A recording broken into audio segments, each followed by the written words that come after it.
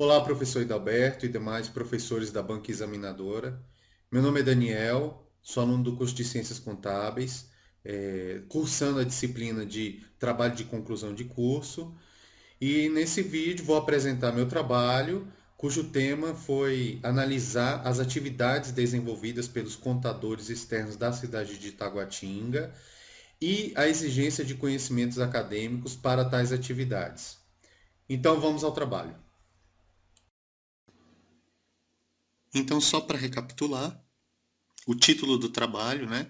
Contador externo de Taguatinga, as atividades desenvolvidas pelos profissionais e a exigência de conhecimentos acadêmicos na opinião de contadores da cidade de Taguatinga.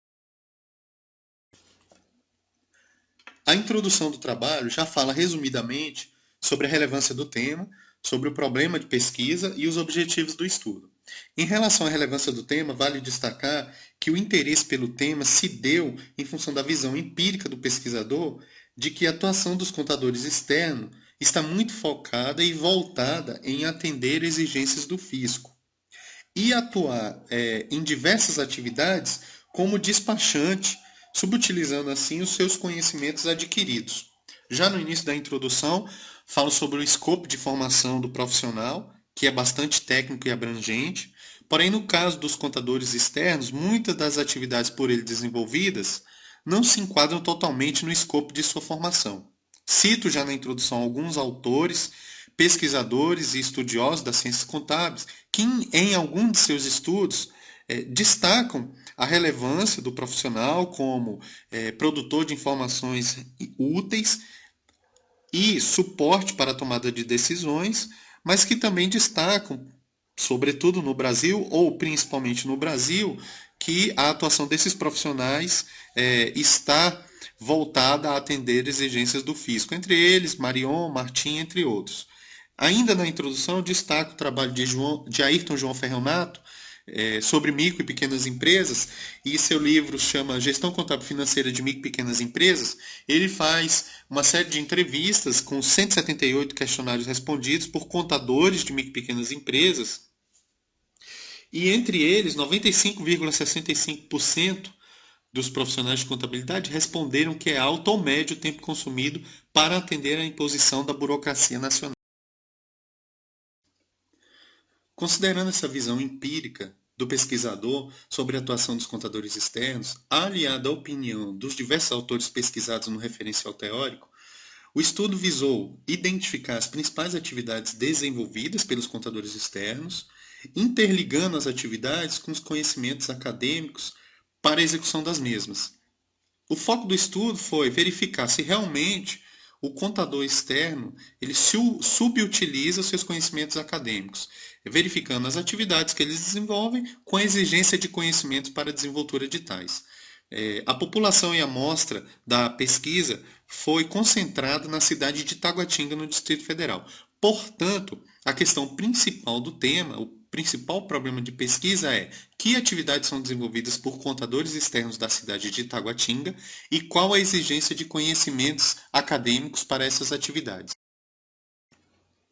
Estando bem delimitado o problema de pesquisa, destaca-se que o objetivo principal foi justamente analisar quais as principais atividades atualmente desenvolvidas pelos contadores externos existentes na cidade de Taguatinga, no Distrito Federal, e qual a exigência de conhecimentos acadêmicos para o desenvolvimento de tais atividades, na opinião dos próprios contadores. Como objetivos secundários e complementares alcançados com o estudo, destacam-se duas questões. A primeira, de acordo com as atividades desenvolvidas e os conhecimentos exigidos, os contadores de fato atuam como agentes do fisco, subutilizando os conhecimentos adquiridos na formação acadêmica.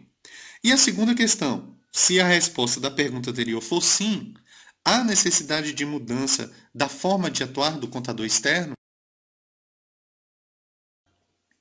Em relação à classificação da pesquisa, a principal classificação da pesquisa é o fato de ser uma pesquisa de campo, né, um levantamento.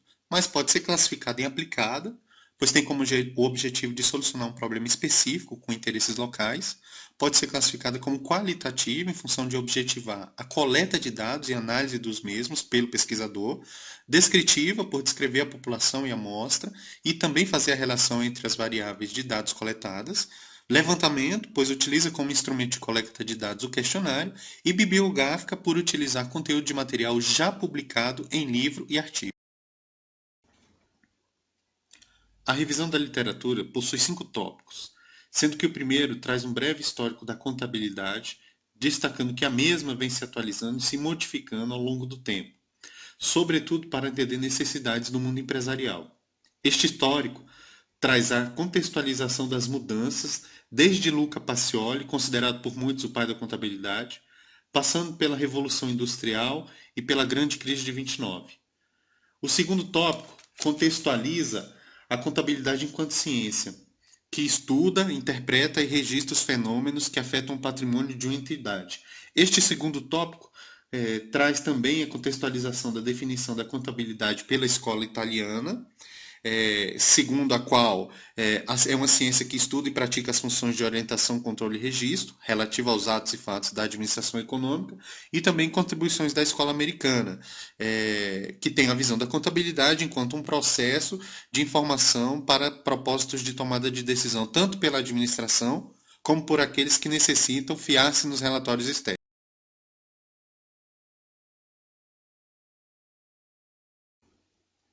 Em relação à realidade atual brasileira de formação do contador, o terceiro tópico destaca a regulamentação do curso superior de contabilidade, que possui suas diretrizes definidas pela Resolução número 10 do Conselho Nacional de Educação da Câmara de Educação Superior do Ministério da Educação. Este tópico também fala da Proposta Nacional de Conteúdo para o curso de graduação em Ciências Contábeis, feita pela Fundação Brasileira de Contabilidade, vinculada ao Conselho Federal de Contabilidade, que traz em seu teor a discriminação de disciplinas e conteúdos sugeridas pela entidade para o curso superior de contabilidade. Falando brevemente do profissional contador, o quarto tópico da revisão da literatura aborda a definição da função do contador pelo autor José Carlos Marion, que define que a função básica do contador é produzir informações úteis aos usuários da contabilidade para a tomada de decisão. O tópico retrata ainda, de maneira sucinta, as responsabilidades civis do contador no Brasil, definidas em 18 artigos do Código Civil Brasileiro. Por fim, o tópico trata do conceito de contador externo, crucial para este estudo e definido na Norma Brasileira de Contabilidade NBC-PG 200, que diz que contador externo é o contador, independentemente de sua especialização, em firma que presta serviços profissionais a clientes.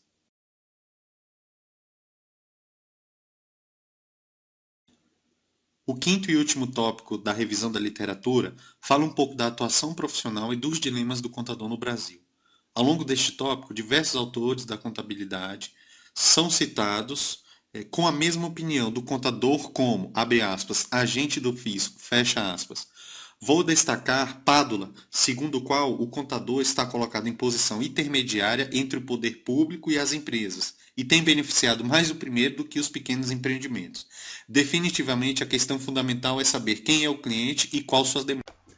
Bom, então após a etapa inicial do trabalho, com a exposição da introdução e do referencial teórico, ou revisão da literatura, dou prosseguimento ao mesmo, abordando a metodologia de pesquisa, coleta e análise dos dados, os resultados e as considerações finais. O estudo foi feito através de pesquisa de campo, com aplicação de questionário à amostra da pesquisa. A população da pesquisa e, consequentemente, a amostra foi levantada junto ao SESCOM-DF, que é o sindicato que representa, entre outros tipos de empresa, os escritórios de contabilidade, legalmente constituídos como pessoa jurídica. O total da população foi de 117 empresas, escritórios de contabilidade em Taguatinga, com o CNPJ ativo. E a amostra foi de 26 desse total. O questionário, que é um instrumento de coleta de dados, foi aplicado aos gestores das empresas. Este slide visa contextualizar em forma de figura o protocolo de pesquisa, que passa pela leitura sobre o tema, observações, análise de documentos, problemática, construção de modelo de análise, coleta de dados, análise de dados e conclusões. Bom, a primeira parte do questionário foi destinada a obter informações a respeito dos participantes. Essas informações foram incluídas no slide de uma forma resumida, mas elas se encontram detalhadamente no item 4.1 do trabalho. Bem, na parte B do questionário, também podemos dizer que ela subdividiu-se em duas partes. Primeiramente, foram colocadas duas questões para os respondentes. A primeira, você acha que o contador do escritório externo de contabilidade atualmente possui a maioria de suas atividades destinada a atender o fisco e representar as empresas junto aos órgãos governamentais, atuando como um despachante? 88,46% respondeu que sim e 11,54% respondeu que não. A segunda questão se dava da seguinte forma: em sua opinião, o conteúdo da grade curricular do curso de contabilidade deve ser alterado para incluir conteúdos mais ligados às atividades práticas, como aquelas desenvolvidas no escritório de contabilidade, ou você acha que as atividades do escritório de contabilidade externo é que estão desvirtuadas das funções principais do contador para atender basicamente exigências legais? Nessa pergunta, 100% dos entrevistados disseram que não, que os conteúdos do curso são adequados, não precisam ser mudados. A visão sobre o papel do contador é que tem que ser mudada. Após responder as duas perguntas iniciais da parte B do questionário, os participantes foram solicitados a dizer, dentre 27 atividades passíveis de serem desenvolvidas no escritório de contabilidade, qual a frequência que cada uma era desenvolvida, numa escala de 1 a 5, onde 1 significa nunca e 5 significa muito frequente. Em cada atividade, o respondente foi solicitado também a dizer, em sua opinião, se a execução exige mais conhecimentos acadêmicos ou outros conhecimentos não acadêmicos. E quando o respondente assinalava que a atividade exige mais conhecimentos acadêmicos, foi inserida uma pergunta aberta para que ele dissesse qual conhecimento acadêmico é exigido em sua opinião. Bom, esse é um exemplo da parte B do questionário. Nesse caso aqui é um exemplo de um questionário respondido, né? Então a parte B traz as duas questões iniciais já colocadas na apresentação e em seguida traz a solicitação do respondente de marcação da frequência da atividade e da exigência de conhecimentos acadêmicos de cada atividade. E nesse canto direito, a descrição resumida de qual conhecimento acadêmico é exigido. De posse dos questionários respondidos, foi possível analisar o percentual de respostas para cada uma das atividades desempenhadas pelos contadores externos, sendo possível verificar, conforme a frequência, quais atividades são realizadas com maior e menor frequência, possibilitando também corresponder os conhecimentos acadêmicos às atividades, respondendo assim o objetivo central da pesquisa. Bom, esse quadro mostra melhor a relação das atividades com a frequência em que cada uma é desenvolvida, na opinião dos contadores, e também dos conhecimentos acadêmicos resumidamente informados pelos respondentes conforme as atividades. Vale destacar aqui, é importante colocar esse ponto, que aquelas atividades que os respondentes colocaram como nunca ou raramente são as atividades em que eles também colocaram maior nível de conhecimentos acadêmicos necessários. Já as atividades desempenhadas frequentemente ou muito frequente, eles citaram o menor número de conhecimentos acadêmicos exigidos. Dessa forma, é possível verificar que as atividades que eles desempenham com maior frequência exigem menos conhecimentos acadêmicos e vice-versa. Bom, nas considerações finais, ao final das 4 partes da análise, foi possível identificar as atividades mais desenvolvidas pelos contadores externos e a relação das mesmas com os conhecimentos acadêmicos deste profissional. Outras conclusões e afirmações complementares puderam ser destacadas no estudo, dentre as quais destacam-se duas. A primeira conclusão ou afirmação é que os contadores externos desempenham suas atividades muito mais para atender às exigências do fisco do que para oferecer suporte com informações gerenciais abrangentes e relevantes sobre e para as empresas para as quais prestam serviço. A segunda conclusão ou afirmação complementar que foi possível obter com a pesquisa é de que há uma necessidade que também configura-se como uma oportunidade de que o contador externo mude sua forma de atuar, fornecendo serviços mais aderentes à sua formação para as empresas que prestam. Bom, então, após as considerações finais, gostaria primeiramente de agradecer a todo o suporte dado durante a disciplina e durante o desenvolver do trabalho. Espero que essa videoapresentação tenha colocado de uma forma clara e objetiva todo o conteúdo do trabalho e acredito que o trabalho, em seus resultados finais, alcançou o objetivo principal proposto. Obrigado a todos.